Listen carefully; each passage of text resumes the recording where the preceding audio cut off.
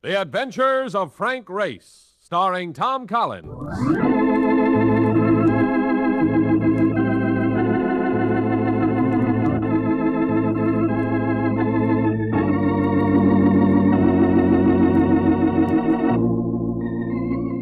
The war changed many things, the face of the earth and the people on it. Before the war, Frank Race worked as an attorney, but he traded his law books for the cloak-and-dagger of the OSS. And when it was over, his former life was over, too.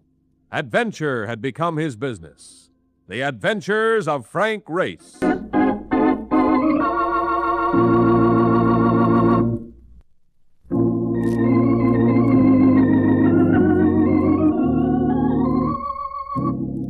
now we join Frank Race for The Adventure of 17 Black.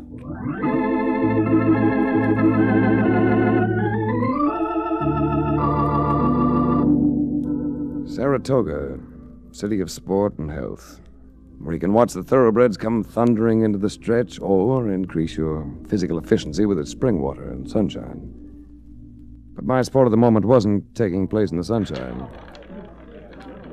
And I'm afraid the healthful effect of its atmosphere was rather dubious.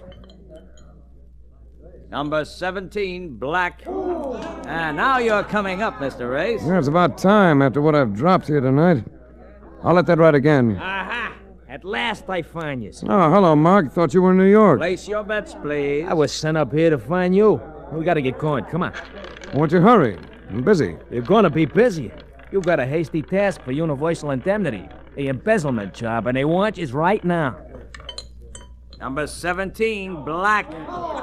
Looks like you're in the groove, Mr. Race. I got luck on my shoulder. Leave it right there, Eddie. I'm letting it ride. Oh, no, we ain't, Eddie. Push it this way. We are heading for New York. Yeah, but Mark, I'm just beginning to win. You ain't gonna win by leaving it there. Let's blow. This is important. Place your bets, please. Well, I suppose you're right. Come on. Certainly I'm right. Nobody can keep playing one number on that thing. It just ain't in the books. Yeah, hold it a second. 17, Black. You see what I tell? Hey, you won again. Yeah, I would have won if you hadn't picked up the bet. Hey, look, maybe we ought to go back and play that thing for a while, huh? You're hot. Come on, Mark. We're heading for New York.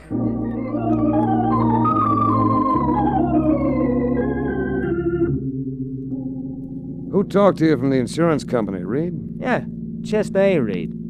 I told him you wanted a little time to yourself, but he said I was to get you anyway. He told me all about it, see, so I could brief you. What's the story? Some guy keeping books for a construction outfit took 70 G's of the company's money. He was bonded with Universal. Reed wants me to go after him, huh? No, not the guy. He's dead. Suicide. Reed wants you should see if you can find the dough.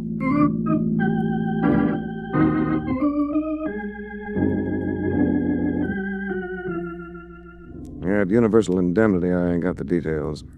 The alleged embezzler had been a man named O'Connor with a home in Yonkers. I had Mark drive me over there to see his wife. What's the use of talking about it? Johnny's dead. After a while, I suppose I'll be able to tell myself I've still got a baby. Baby? He's a year old. How you fix money? We've got the rent for another month. Got some ground meat for supper. Guess I'll have to get a job pretty soon. Didn't your husband have insurance? $8,000 worth. But we'll never get any of it. Not if they call him suicide. Oh, that should have occurred to me. How did he die, Mrs. O'Connor? He was found in the garage. Shot in the car. Carbon monoxide. I see. They'll never convince me that he committed suicide. Not Johnny. He enjoyed life too much. Why, he was right in the middle of making a crib for the baby. And if he stole that money, where is it? Well, I understand there was a confession. A fake. Even if it is in Johnny's handwriting. Here it is. Mm-hmm. I'm taking the only way out. When they audit my records, they'll find I've misappropriated $70,000. Try to forgive me, Johnny. He never took that money. Well, possibly not, but it's missing. And your husband is dead. If we're going to prove him innocent, you'll have to help me. Oh, I'll do anything. Did your husband have any friends in the company or Particular enemies? Irving Dalton, the chief accountant. He always treated Johnny like a laborer. See, Johnny used to carry a hod, but when the baby was coming, he took a night school course in bookkeeping to better himself. Did Dalton hire your husband? No. T.J. Thomas does the hiring. He's general manager. Does Thomas have a financial interest in the company? I think he owns a third. The rest of it belongs to Mr. and Mrs. Maynard. Well, possibly Mr. Thomas can help a little. I'll see him tomorrow. In the meantime, take this. Oh, no. I couldn't. We'll call it a loan. You've got that youngster to think about. And for the time being, stay with your baby and forget about getting a job.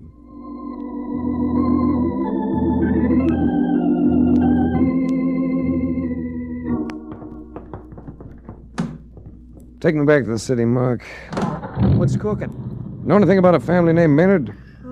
Certainly a hard bunch to get along with. The old man's a retired cement finisher. See, the boys, they don't believe in labor of any kind. No, you're working in the wrong neighborhood. The Maynards I refer to are the big-time contractors. Oh, big shots. No, I know. Hey, Race, What is it? that sedan behind us.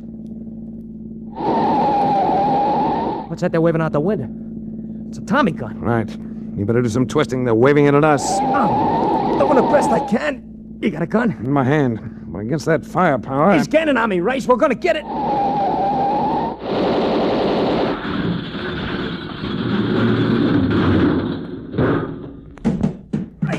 Race, you okay? Let me get my arm free. Let me help. He's coming up with that machine gun. He's lining us up, Race. He's gonna... You got him. The other guy's running. Watch out. I didn't kill that one. Just hit him in the leg. Yeah, but he lost the chatterbox. We're okay. Yeah, let me help you out. Yeah. Easy now. Take it easy. There. What kind of a deal is this anyway? Looks like a lethal deal, Mark. Somebody's playing for big keeps.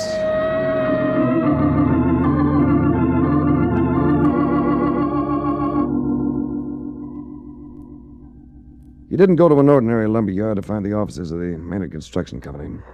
They took up half the 14th floor of a skyscraper. I was impressed by the handsome paneling, the ancestral portraits, and the cocktail party that was going on. Well, the place was rocking. It was only after quite a bit of elbow fencing I was able to force my way to a waiter. He promised to locate T.J. Thomas for me, but it was at least 15 minutes before I got a reaction. Mr. Race? That's right. I'm Irving Dalton, chief accountant of the firm. You have been moving around so you're a little dazed. You didn't come here on business, I hope, not this afternoon. What are you celebrating? Lifting a mortgage? Just a little party in honor of State Senator Humphreys. All this for a state senator? What would you do for a governor? I understand you want to see Mr. Thomas. Yes, T.J. Thomas. General manager, isn't he? That's correct, but you see... And it says general manager on this door. It also says private, Mr. Race, if you don't mind. That's a long elevator ride up here. I'd like to conclude my business this time. So, if you ask me, I don't think it's a good idea. Really, darling, no one asked you. Hold it a second. If you don't mind, this is rather private. Sort of board meeting. No, I don't mind at all. I'm most anxious to talk to the board. Now, wait a minute. My name's Race. I represent the Universal Indemnity Company. I'm here concerning the claim on your bookkeeper, O'Connor. Oh. Well, in that Come case... right in, Mr. Race. I'm Sandra Maynard. This is Mr. Thomas, our general manager, and my husband, Arthur Maynard. What do you want to know, Race? Several things. But first, I'd like to express a personal opinion. Your bookkeeper didn't steal anything, and he didn't commit suicide. He was murdered. Dear me. Headlines. Headlines. Sandra, my darling, your Welfare League group will buzz about this one. Oh, Arthur, shut up. This is very interesting. Are you ready to prove that someone else misappropriated the money, Mr. Race? Not yet. But that much money doesn't just disappear. There's an outright case of embezzlement. The books speak for themselves. I should think so. Oh, of course. You know all about the records, don't you, darling? I don't know what keeps me from clawing your face off. And I'm warning you, Arthur, if you don't stop... Witnessing Maryville Donna Brooks has never been to my liking, so I eased out of the room. And bumped into as delectable a bit of fabric as I'd encountered in several days. A tawny blonde with a Benign eye. You look sort of branded. You know those people in there? Sandra and Arthur Maynard? Sure, I know them. What's the pitch on the relationship? You sound like someone sent out to watch the silver. And I've run into a defendant of the family honor. Oh, not me. I know them, but I don't play in their yard. And never will. They don't get along. It's embarrassing. Well, that's because they're going to be divorced. He used to be her teacher at college. I guess they never straightened it out. Make quite a clatter out of it, don't they? This whole party has turned into a clatter. I think I'll go home. You care to come along? Most encouraging invitation I've had in weeks. Lead on, fair lady, lead on.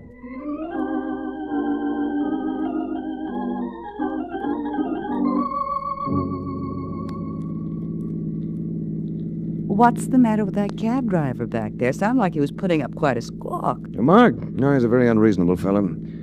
Just because he waited half an hour for me, he felt he should drive us to your apartment. When I've got my own car, he must be nuts. Yeah, it's a night to send anybody by me, Doris.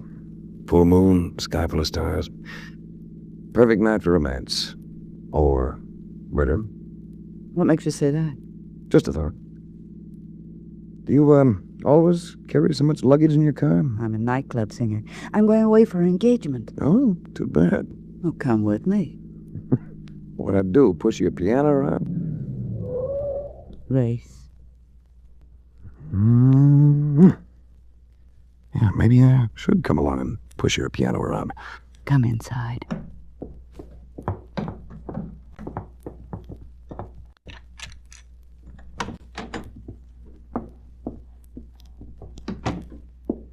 Hold me, Race. Delighted. But first, let's have a little light. What are you doing? Removing this pistol from your purse. What is it? Part of the new look? Oh, Race, don't be like that. I'll go for you if you let me. I might even postpone going away. How would you like to talk about a man named Johnny O'Connor and $70,000? I might. There's something that might interest you in the bottom drawer of that bureau. Seems to be stuck. So are you, sucker! Nice work, Doris. Now we can get rid of this chump for good.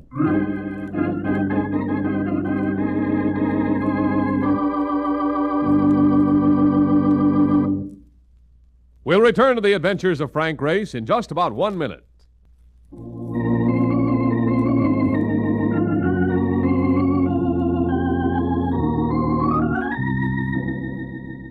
And now, back to the adventures of Frank Race.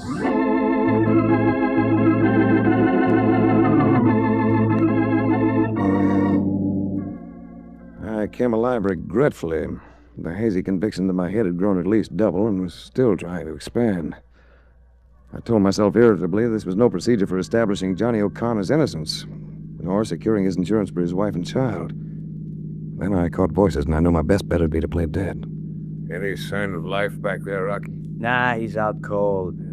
Better take a look to see if he's coming to. Relax. Will you? When I slug them, they stay out for hours. Just flash the light on him and make sure. Okay. Out cold as a mackerel. Maybe.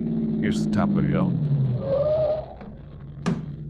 You, want them up front, don't you? Yeah, right behind the wheel. Here, give me a hand. All right. Here we... oh, this guy's big. He's hard to lift, all right. Let's give another heave. Yeah. That's good. Now pour the liquor over it. This ain't no new idea, you know. It's got to be done right that the cops get hip. Well, that's good enough. Now put the car in high. I want to stay. Why don't you go through that guardrail on the curb? Nothing doing. We're getting out of here.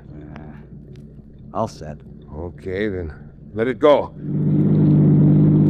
I'd been all set to grab the wheel, but the lurch of the car fooled me, threw me sideways in the seat. I tried getting up, but the reflexes were off. That curve. I had to get control. If I didn't...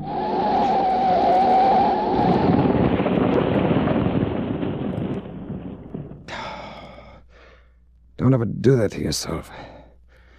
I just sat there for a few seconds, and I staggered to a phone booth and asked Mark to come out and meet me.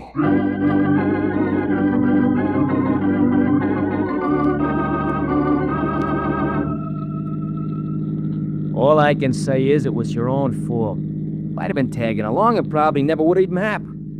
I warn yous about that dame. Well, she's very attractive, Mark. In spite of what occurred, I shall continue to think of her wistfully. Nah, she had a look. You know me, I never miss on dames. I agree.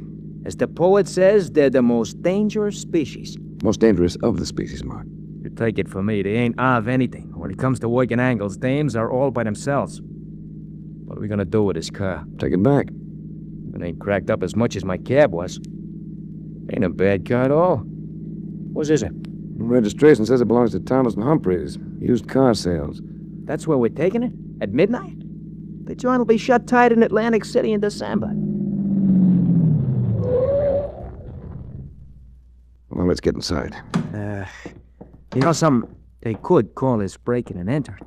You mind? Not so long as the cause is just. They need a new door here. Anyway.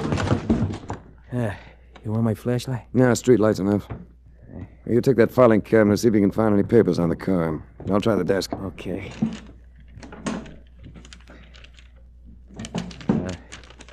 How do they file these things? By license number, make a car, what? I ain't having no luck here. Never mind. Take a look at this. What do you got? Here's a registration application for the car. Made out in my name. According to this, I own it. Then unload it as soon as you can. It needs new rings and a rebore. A tight little arrangement. Look, I don't get it. I do. If I'd been killed tonight, Mark, this slip would have been mailed to the Motor Vehicle Bureau in the morning. It would have covered my accident very nicely. Uh-oh. Looks like you're up against tough pitching, right? Well, there's more to this than just the missing $70,000. I wonder if I could squeeze any information out of Sandra Maynard. Squeeze another dame? In this case, chum, that ain't good. Well, you're wrong, Marcus. In this case, it ain't bad.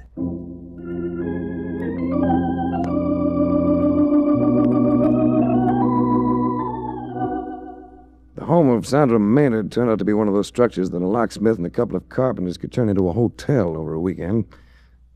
The lady of the house greeted me in a sequence, something that gave almost as much flash as she did. I instantly recognized one quality in her that I tabbed as dynamite. While you were with her, she'd make you forget all the other women you'd ever known. After our scrambled meeting last night, this is rather unexpected. But it's nice. Cigarette? Thanks. There'll be drinks along the moment. Manhattans and martinis. I'm sure you must like one or the other.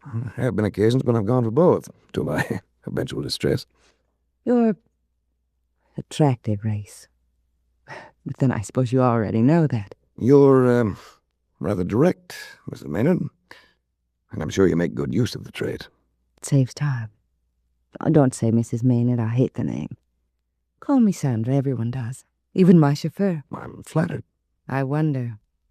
Have I stepped off on the wrong foot? With your facade, why worry? Suddenly I do find myself worrying. Do you mind if I try to impress you, Race? I think I'd enjoy it. Why did you come to see me? To talk business. Can it wait? I don't think it should. Race, I have a feeling that you might be crusading. Did you know Johnny O'Connor? Do I look the type to know anything about a construction company? I inherited the thing from my father. I care so little about it, I've given my husband a quarter interest to get rid of him. What about your Johnny O'Connor? He was the bookkeeper who was supposed to have committed suicide after embezzling $70,000. And you don't think he did? Either one? Well, it seems that he handled the expense accounts for the firm. Entertainment bills, items like that. I don't get the significance. The state's attorney general has been asking for funds from the legislature to investigate contractor bids for public works. Been complaints that your company's had inside information on supposedly sealed bids. So a lot of expense vouchers in your office became too hot to hold. Expense vouchers that might have been linked with the bribing of public officials. Well, what does all this have to do with that bookkeeper? Well, shall we say that with all those vouchers missing, say, $70,000 worth, O'Connor would be the patsy with nothing to back up the entries in his books. Especially if he weren't around to offer excuses. I'm afraid you've lost me, Race. I let Thomas run the company. And you know nothing about this? Nothing. But I do know one thing. What's that? I'm glad you came into the picture. Thanks. I'm gratified. Oh, stop looking at your watch. You don't have to rush off, Ray. Now, it's getting late, and I've another call to make. On another woman? On your chief accountant, Irving Dalton. I want to see you again. If you'd care for my case history, I'm 26 and rather wealthy. In about 60 days, I shall no longer be encumbered with a husband. An interesting deposition. Don't worry. You'll never be lonely.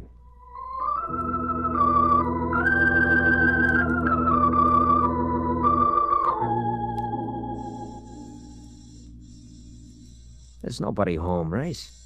There should be. This hour. Yeah, why did you try to knock? There's nothing like the direct approach. Should have learned that earlier this evening from Sandra Maynard. There ought to be a light switch here somewhere. That's better. Now it. Hey, Race. Yes. It's Dalton. Look at his throat. Somebody must have choked the wadding at him. He must have been showing signs of weakening. Let's get going, huh? No, let's look around. Uh-oh. Open the door, but keep behind us. Okay.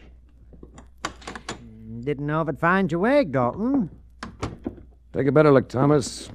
You'll notice he isn't awake. Say, what is this? Well, I know some inquisitive gentlemen who'd call it homicide. Where do you think you're going? I'm getting out of here. Not yet. I had nothing to do with this. Possibly not. But I have a hunch we can tie you in with Johnny O'Connor's murder. I had nothing to do with it. Oh, then you know it wasn't a suicide. No, I... Mark dial the homicide bureau. Now, wait a minute. Why can't we sort of talk this over? We can. Why don't you start in? In the first place... Race, look outside the window!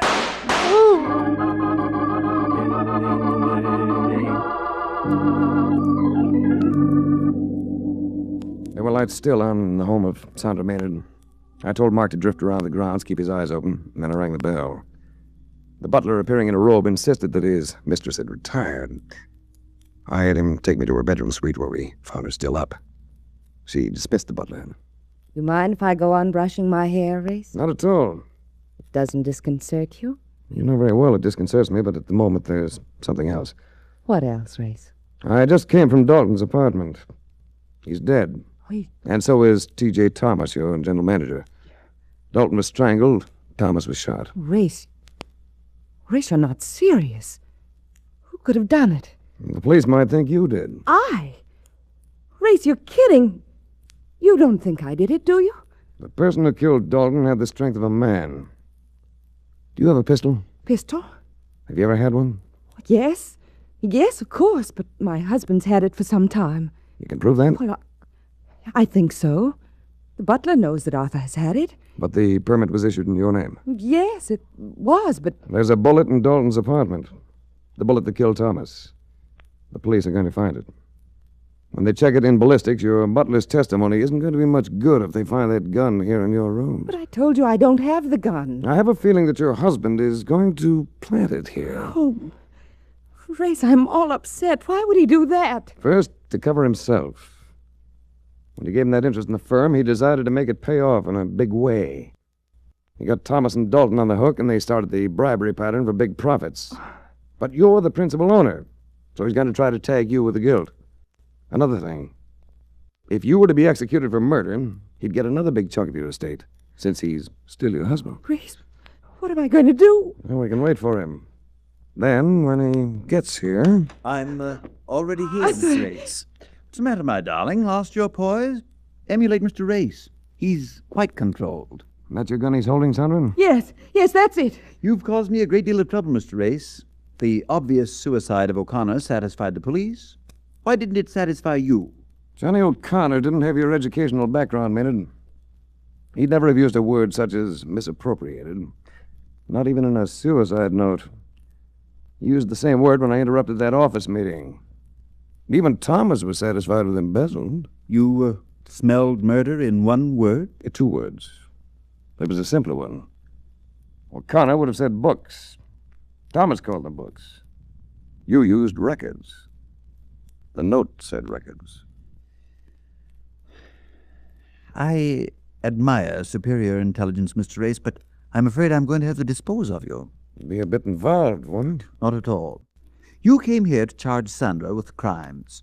She shoots you with the same gun that killed Thomas. Her gun, as you pointed out. She then commits suicide. Mr. Race, stop looking behind me as though there was someone there. Ah, but there is. I'll take care of Race. Yeah. I tell you, Race, you just can't beat an end wrench in a pinch. All you need is the right guy to flip it. Marcus, never have I been so happy to see your ugly face.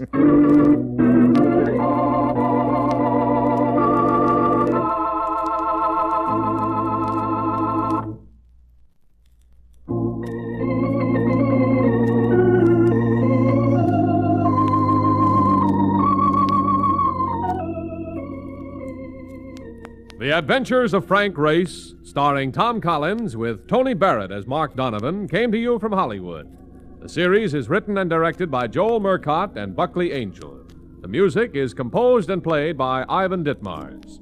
Be sure to be with us again this time 1 week from today for another dramatic chapter in The Adventures of Frank Race. Art Gilmore speaking. This is a Bruce Eells production.